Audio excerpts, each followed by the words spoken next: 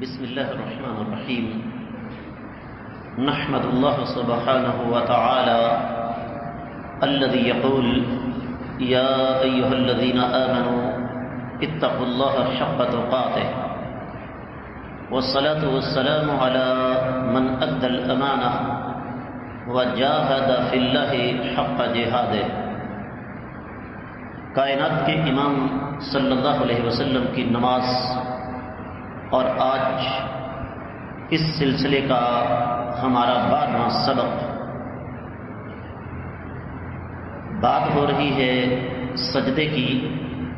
آخری بات جو میں نے اس سے پہلے آپ کی خدمت میں عرض کی وہ یہ کہ کبھی بھی کسی کی باتوں میں مت آئیے گا کہ مرد اور عورت کے سجدے کی کیفیت میں فرق ہے، بلکہ ایک عام بات ذہن میں رکھیے گا کہ مرد اور عورت کی نماز میں سرے سے کوئی فرق نہیں ہے. لباس کا فرق ضرور ہے مرد اور عورت کا، مسجد میں آنے یا نہ آنے کے حوالے سے فرق ضرور ہے مرد اور عورت کا، لیکن مرد اور عورت کی نماز کے طریقے میں بنیادی طور پر کوئی فرق نہیں ہے. آج ہم بات کو یہاں سے شروع کریں گے. نبی کریم صلی اللہ علیہ وسلم نے رکوع اور سجدہ مکمل طریقے سے اطمینان کے ساتھ ادا کرنے کا حکم دیا ہے، اور یہی وجہ ہے کائنات کے امام صلی اللہ علیہ وسلم نے نماز کی چوری کے بارے میں فرمایا انہ من اسوأ الناس سرقہ، لوگوں میں بدترین چور وہ شخص ہے جو نماز میں چوری کرتا ہے. یہاں تک کہ نبی کریم صلی اللہ علیہ وسلم کا فرمان ہے کہ جس شخص کی کمر رکوع اور سجدے میں سیدھی نہیں ہوتی، یعنی جو شخص مرد ہو یا عورت نماز کے دوران رکوع اور سجدے کے دوران اپنی کمر کو سیدھا نہیں کرتا یا سیدھی نہیں کرتی، فرمایا اس کی سرے سے نماز ہی نہیں. اس لیے سجدے کی پوزیشن کیا ہے، سجدہ کیسے کرنا ہے، یہ میں کل کے سبق میں آپ کو بتا چکا ہوں کہ سجدہ کوئی معمولی سی عبادت نہیں ہے. جہاں تک آج کے ہمارے دوسرے موضوع کا تعلق ہے سجدے کے اذکار، تو اس حوالے سے مسند احمد بن حنبل، سنن ابی داؤد وغیرہ میں روایت موجود ہے. نبی کریم صلی اللہ علیہ وسلم نے کثرت کے ساتھ جو دعا پڑھی ہے وہ وہی ہے جو ہم پڑھتے ہیں، لیکن ہم غلط پڑھتے ہیں. صحیح تلفظ کیا ہے؟ سبحان ربی الاعلی، سبحان ربی الاعلی. وہ بڑی لمبی دعا نہیں ہے، کسی وقت بھی بیٹھ کر کسی استاد کے پاس اس کو صحیح طریقے سے سنا کے درست کروایا جا سکتا ہے، اور اس کی کم از کم مقدار جو ہے وہ 3 ہے، لیکن 3 سے زیادہ جتنی مرتبہ مرضی آپ پڑھیں. جس طرح کے حدیث آپ پیچھے سن چکے ہیں کہ آقا علیہ الصلوۃ والسلام کا قیام، رکوع سے اٹھنا، سجدہ کرنا، 2 سجدوں کے درمیان بیٹھنا، یہ تقریباً برابر ہوتا تھا. اسی طریقے سے سنن ابی داؤد میں اور الفاظ بھی ہیں سبحان ربی الاعلی وبحمدہ. ترجمہ کیا بنتا ہے؟ پاک ہے میرا رب جو بلند و برتر ہے، اور وبحمدہ اسی کی تعریف ہے. پھر صحیح مسلم وغیرہ میں سجدے کے دوران آقا علیہ الصلوۃ والسلام سے سبوح قدوس رب الملائکۃ والروح یہ الفاظ بھی ثابت ہیں. کتنی مرتبہ؟ کم از کم 3 مرتبہ. پھر اسی طریقے سے ایک اور دعا ہے جو کہ رکوع اور سجدے میں مشترکہ ہے، سبحانک اللہم ربنا وبحمدک اللہم اغفر لی، اور یہ صحیح بخاری اور صحیح مسلم سے ثابت ہے۔ ترجمہ اس کا یہ ہے، پاک ہے اے میرے اللہ، آپ ہمارے مالک ہیں، آپ کی تعریف ہے، اے عرش والے مجھے معاف فرما دینا۔ پھر صحیح مسلم ہی سے ایک اور دعا بھی ثابت ہے، اللہم لک سجدت وبک آمنت ولک اسلمت وانت ربی سجد وجہی للذی خلقہ وصورہ فاحسن صورہ وشق سمعہ وبصرہ فتبارک اللہ احسن الخالقین۔ آپ کہیں گے یہ دعا تو سجدہ تلاوت کی ہے، نبی علیہ الصلوۃ والسلام نے اس دعا کو سجدہ تلاوت کے علاوہ عام سجدوں میں بھی پڑھا ہے، لیکن ظاہر سی بات ہے جماعت کے ساتھ بطور امام جب آپ نماز پڑھا رہے ہوں گے تو فرق ہوگا، اتنی لمبی دعائیں اگر آپ پڑھیں گے تو یہ پیچھے جو نماز پڑھنے والے ہیں ان کے لیے مسئلہ بنے گا۔ ترجمہ اس کا یہ ہے، اللہ میں نے آپ کے لیے سجدہ کیا، آپ پر ایمان لایا، آپ کا مطیع اور فرما بردار ہوں، آپ میرے رب ہیں، میرے چہرے نے سجدہ کیا ہے اس ذات بابرکات کے لیے جس نے اسے پیدا کیا، شکل دی، بہترین شکل دی، اور کان اور آنکھیں بنائیں۔ بابرکت ہے میرا رب جو بہترین چیزیں پیدا کرنے والا ہے۔ چھٹی دعا جو کہ صحیح مسلم سے ثابت ہے، اللہم اغفر لذنبی کلہ دقہ وجلہ واولہ وآخرہ وعلانیتہ وسرہ، اے اللہ میرے سارے کے سارے گناہ معاف فرما دیجئے، چھوٹے ہوں یا بڑے، پہلے میں نے کیے ہیں یا بعد میں نے ان کو خفیہ کیا ہے یا اعلانیہ کیا ہے، میں آپ سے تمام گناہوں کی معافی مانگتا ہوں۔ اسی طریقے سے ایک اور دعا، سجد لک سؤادی وخیالی وآمن بک فؤادی ابوء بنعمتک علی ہادی یدی وما جنیت علی نفسی، میرے رب میرے ایک ایک انگ نے آپ کے سامنے سجدہ کیا ہے، میرا دل آپ پر ایمان لایا ہے، جو نعمتیں آپ نے مجھے دی ہیں میں ان کا اعتراف کرتا ہوں، اور یہ میرے ہاتھ میں آپ کی بارگاہ میں پھیلے ہوئے ہیں۔ پھر اسی طریقے سے ایک آٹھویں دعا بھی سنن نبی داؤد سے ثابت ہے، سبحان ذی الجبروت والملکوت والکبریاء والعظمہ، لیکن یہ دعا نبی رحمت صلی اللہ علیہ وسلم نے قیام اللیل یعنی تہجد کے سجدوں میں پڑھی ہے۔ اسی طریقے سے سبحانک اللہم وبحمدک لا الہ الا انت اللہم اغفر لی ما اسررت وما اعلنت، تو یہ تمام کی تمام دعائیں بدل بدل کر کم از کم 3 سے 4 دعائیں ہمیں آنی چاہیے تاکہ ہم سجدوں میں بدل بدل کر ان کو پڑھیں، تاکہ ہماری توجہ جو ہے وہ نماز کے ساتھ جڑی رہے۔ آگے بڑھتے ہیں، نبی کریم صلی اللہ علیہ وسلم کا ارشاد ہے کہ اقرب ما یکون العبد من ربہ وہو ساجد، بندہ سجدے کی حالت میں اپنے رب کے سب سے زیادہ قریب ہوتا ہے، فاکثر الدعاء فیہ، سجدے میں کثرت کے ساتھ دعا کیا کرو۔ اس کا مطلب یہ نہیں کہ ہم سجدے میں جا اپنی پنجابی یا اردو زبان میں یا اپنی زبان میں دعا کرنا شروع کر دیں، اس سے مراد عربی زبان میں دعا ہے، کیونکہ نماز ساری کی ساری عربی زبان میں ہے۔ اور یہ بات اچھی طرح ذہن نشین کر لیجئے، کبھی کسی کی باتوں میں مت آئیے۔ جب ہم نے نماز کا سبق شروع کیا تھا تو میں نے اس وقت یہ بتایا تھا کہ بعض لوگوں کا یہ عقیدہ ہے کہ آپ نماز میں اللہ اکبر کی بجائے سلام بخدا کہہ تو گزارا ہو جائے گا، لیکن یہ بات درست نہیں ہے۔ تو پہلی بات تو یہ کہ ہمیں دعائیں آنی چاہیے، ایک تمنا ہے پوری نہیں نہ ہو رہی، کثرت کے ساتھ سجدے میں اللہ تعالیٰ سے مانگے۔ ایک بزرگ لکھتے ہیں 20 سال ہو گئے ہیں اللہ سے ایک چیز مانگتے ہوئے۔ کتنا عرصہ بھائی؟ 20 سال۔ اور اگلی بات بڑی قیمتی ہے، کہتے ہیں دعا بھی اللہ قبول نہیں کرتا اور میں بھی مایوس نہیں ہوتا۔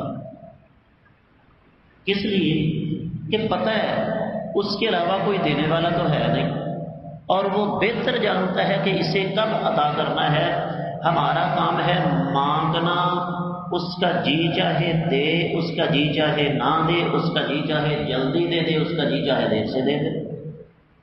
اس کے ساتھ ساتھ یہ بات بھی ذہن میں رکھیے کہ نبی کریم صلی اللہ علیہ وسلم نے نماز میں سجدے کے دوران قرآن پڑھنے سے منع فرما دیا۔ یہاں ایک مسئلہ آ جاتا ہے کہ کیا قرآنی دعائیں سجدے کے دوران کی جا سکتی ہیں؟ بعض اہل علم کہتے ہیں کہ کی جا سکتی ہیں، کیونکہ آپ قرآن نہیں پڑھ رہے، آپ دعا کر رہے ہیں۔ لیکن دوسرے اہل علم یہ کہتے ہیں کہ بے شک آپ دعا کر رہے ہیں، قرآن نہیں پڑھ رہے، لیکن الفاظ تو قرآن کے ہی ہیں، لہذا سجدے کے دوران قرآنی دعائیں پڑھنے سے گریز کرنا چاہیے۔ اس کے ساتھ ساتھ جو اگلی بات یہاں میں آپ کو سمجھانا چاہوں گا وہ یہ کہ کائنات کے امام صلی اللہ علیہ وسلم سے طویل سجدہ ثابت ہے، اور اس کی ایک سے زیادہ وجہ۔ ایک وجہ تو یہ کہ سجدہ نماز کا عظیم ترین رکن ہے۔ نماز کی کوئی بھی پوزیشن لے لیں، سجدے سے زیادہ عاجزی اور انکساری آپ کو کسی اور رکن میں نہیں ملے گی۔ دوسری وجہ سنیے گا ذرا، صحیح ابن خزامہ میں حدیث موجود ہے، نبی کریم صلی اللہ علیہ وسلم نماز پڑھا رہے ہیں، دو شہزادے آ گئے، سیدنا حسن اور سیدنا حسین۔ آپ علیہ الصلوۃ والسلام کے کمر پر، آپ کے کندھوں پر سوار ہو گئے، تو صحابہ کرام نماز کے دوران انہوں نے اشارہ کیا کہ نیچے اتر جائیں۔ میرے آقا علیہ السلام نے نماز کے دوران اشارے سے منع کر دیا اور سجدہ لمبا کر دیا۔ تو اس سے پتہ کیا چلا کہ لمبا سجدہ یہ نبی علیہ السلام کی سنت ہے۔ اور اس کے بعد نبی علیہ السلام نے ایک جملہ بولا بڑا پیارا، فرمایا من احبنی فلیحب ہذین، اے قیامت تک کے آنے والے مسلمانوں، جس کو میرے ساتھ محبت ہے نا، وہ میرے حسن اور حسین کے ساتھ ضرور محبت رکھے۔ تو یہ بھی ایک وجہ ہو سکتی ہے۔ بسا اوقات میں مردوں کی بات کرتا ہوں، ظالم معاشرے میں ہم رہ رہے ہیں جو مرد کے لیے، حقیقی مرد کے لیے جہنم ہے۔ ہوتا یہ ہے کہ مرد بھی انسان ہوتا ہے، ہمیں جملے دیے جاتے ہیں نا، مرد رویا نہیں کرتے، کیوں؟ مرد کے سینے میں دل نہیں ہوتا، مرد کو درد نہیں ہوتا، اس لیے کہ مرد اسٹیل کا بنا ہوتا ہے۔ تو ہوتا یہ ہے کہ دل پر غبار چھایا ہوتا ہے کسی صدمے کی وجہ سے، کسی دکھ کی وجہ سے، کسی تکلیف کی وجہ سے، اور مرد اتنا مجبور ہوتا ہے کہ اس کا اظہار کسی کے سامنے نہیں کر سکتا۔ اس کا حل کیا ہے؟ تخلیے میں، تنہائی میں جائیں، نماز کی نیت کریں اور سجدے میں جا کے اپنے آنسو بہا لیں۔ کس کے سامنے؟ اللہ کے سامنے۔ سجدہ لمبا ہونے کی ایک وجہ یہ بھی ہو سکتی ہے، آقا علیہ الصلوۃ والسلام نے ہمیں لمبا سجدہ کرنے کا حکم دیا۔ اب اگرچہ شریعت کا مزاج فضائل کا نہیں ہے، لیکن پھر بھی جو احادیث صحیح سند کے ساتھ فضائل میں ملتی ہیں ان کو سمجھنا سیکھنا چاہیے۔ سب سے پہلی حدیث، اللہ کے رسول صلی اللہ علیہ وسلم نے ارشاد فرمایا، صحابہ کرام تھے، نبی علیہ السلام کے ساتھ محبت تھی۔ ایک دن دل میں بات آئی، اے اللہ کے رسول صلی اللہ علیہ وسلم، قیامت کا دن، نفسا نفسی کا عالم، آپ اپنے امتیوں کو کیسے پہچانیں گے؟ فرمایا ما من امتی من احد الا وانا اعرفه یوم القیامہ. بڑے قیمتی الفاظ ہیں.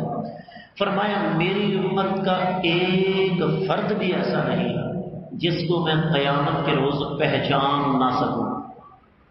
اپنی ایمانداری سے بتائیے، یہ جن بدبخت سیاہ سفزانوں کے پیچھے ہم ایک دوسرے کا گریبان پکڑنے کے لیے تیار ہو جاتے ہیں، ان میں سے کوئی ہمیں جانتا ہے؟ اور قیامت والے دن تو کھاتا ہی کوئی نہیں. لیکن وہ ہستی مقدسہ 1500 سال پہلے فرما گئے کہ قیامت والے دن میں اپنی امت میں سے ایک ایک فرد کو، مرد ہو یا عورت، پہچان لوں گا. پوچھا جی کیسے؟ اتنی ساری مخلوق ہوگی. تو اللہ کے رسول صلی اللہ علیہ وسلم نے فرمایا میرے صحابہ کبھی گھوڑے دیکھیں؟ کہا جی دیکھیں گے. فرمایا جو 5 کلیان گھوڑا ہوتا ہے وہ عام گھوڑوں کی نسبت مختلف ہوتا ہے کہ نہیں؟ اب ہماری نئی نسل کو کیا پتا 5 کلیان کیا ہوتا ہے؟ 5 کلیان بھینس کیا ہوتی ہے؟ جس کے چاروں کھر اور ماتھا سفید ہو. تو نبی علیہ الصلوۃ والسلام نے ارشاد فرمایا قیامت کے دن میری امت کے وضو کے اعضاء، ہاتھ، پاؤں اور ماتھے سجدے کی وجہ سے چمک رہے ہوں گے، اور یہ اعزاز کسی اور امت کے پاس نہیں ہوگا. میں اس نشان کی وجہ سے اپنی امتیوں کو الگ سے پہچانوں. لیکن چمکیں گے تو اسی کے نا جو 5 وقت وضو کرتا ہے اور نماز پڑھتا ہے. اور ایک اور حدیث سن لیجئے جو کہ صحیح بخاری صحیح مسلم میں ہے. نبی علیہ الصلوۃ والسلام نے ارشاد فرمایا قیامت کا دن ہوگا، اللہ تعالیٰ اپنی رحمت کے ساتھ کچھ جہنمیوں کو جہنم سے نکالیں گے اور حکم کیا دیں گے؟ جاؤ میرے فرشتوں، جہنم کے اندر جن جن لوگوں کے چہروں پر، ماتھوں پر سجدوں کے نشان ہیں ان کو جہنم سے نکال کے لے آؤ. اور ان کو جہنم سے نکالا جائے گا. ان کا سارے کا سارا جسم جل چکا ہوگا، لیکن سجدے کے نشان والی جگہ جو ہے اس کو جہنم کی آگ نہیں چھو سکے گی. حدیث کے الفاظ یہ ہیں کہ فَلِكُلِّ ابْنِ آدَمَ تَأْكُلُهُ النَّارُ إِلَّا أَثَرَ السُّجُودِ. آدم کے بیٹے کے جسم کے ایک ایک انگ کو آگ کھا سکتی ہے، لیکن سجدے کے نشان والی جگہ کو آگ نہیں کھا سکتی. لیکن بات پھر وہی ہے، اگر سجدہ کرنا ہے تو کس کی سنت کے مطابق؟ بھائی نبی کریم صلی اللہ علیہ وسلم کی سنت کے مطابق. آج کا ہمارا آخری موضوع زمین اور چٹائی پر سجدہ کرنا. نبی کریم صلی اللہ علیہ وسلم نے زمین پر سجدہ کیا ہے اور اپنے صحابہ کرام کو حکم دیا کہ اگر زمین گرم ہو تو زمین پر کوئی کپڑا تم بچھا سکتے ہو. صحیح مسلم کے اندر حدیث آتی ہے. اور ایک حدیث میں ہے زمین ساری کی ساری میرے لیے سجدہ گاہ ہے، جہاں بھی تمہیں موقع ملے تم سجدہ کر لو. اور اللہ کے نبی صلی اللہ علیہ وسلم نے بسا اوقات بارش کی وجہ سے زمین جو گیلی تھی اس پر بھی سجدہ کیا ہے. لیکن یاد رکھیے گا اس میں جو سب سے اہم بات ہے، آج کل یہ جو کرسیاں آئی ہیں، ڈیسک آئے ہیں، اللہ کے نبی صلی اللہ علیہ وسلم کی حدیث ہے کھڑے ہو کر نماز پڑھو. اگر استطاعت نہیں ہے تو بیٹھ کر پڑھو، اگر اس کی استطاعت نہیں ہے تو لیٹ کر پڑھ لو. کرسی پر یا زمین پر بیٹھ کر نماز پڑھنے میں کوئی حرج نہیں، لیکن اس کے لیے سامنے ڈیسک جو آج کل آئے ہیں یہ تکلف محض ہے. حدیث کے الفاظ یہ ہیں کہ جب تم نماز پڑھو بیٹھ کر تو رکوع کرو تھوڑا سا جھک کر، سجدہ تھوڑا سا زیادہ جھک کے کر لو. اس لیے یہ جو لکڑی پر سجدہ کرنے والا معاملہ ہے یہ محل نظر ہے، یہ درست نہیں ہے. اس کے ساتھ ساتھ یہ بھی ذہن میں رکھیے گا کہ چٹائی قلیم کا مقصد نمازی کو نرمی مہیا کرنا نہیں ہوتا. مقصد 2 ہوتے ہیں. ایک تو یہ کہ اگر زمین گرم ہے تو پیشانی کو نقصان نہ پہنچے، اور اگر زمین دھول مٹی والی ہے تو پیشانی دھول زدہ نہ ہو. یہ جو آج کل فوم والے ہم نے جائے نماز پکڑ لیے ہیں ان سے ذرا پرہیز کرنا چاہیے. تو اس کے ساتھ ہی آج کا ہمارا سبق انہی الفاظ کے ساتھ اختتام پذیر ہوتا ہے. نبی کریم صلی اللہ علیہ وسلم کی نماز کے ساتھ ہمارا سفر مزید جاری رہے گا. اللہ کی بارگاہ میں دعا ہے اللہ تعالیٰ ہمیں آقا علیہ الصلوۃ والسلام کی سنت کو سمجھ کر عمل کرنے کی توفیق عطا فرمائے۔ وما علیہ الا البلاغ المبین۔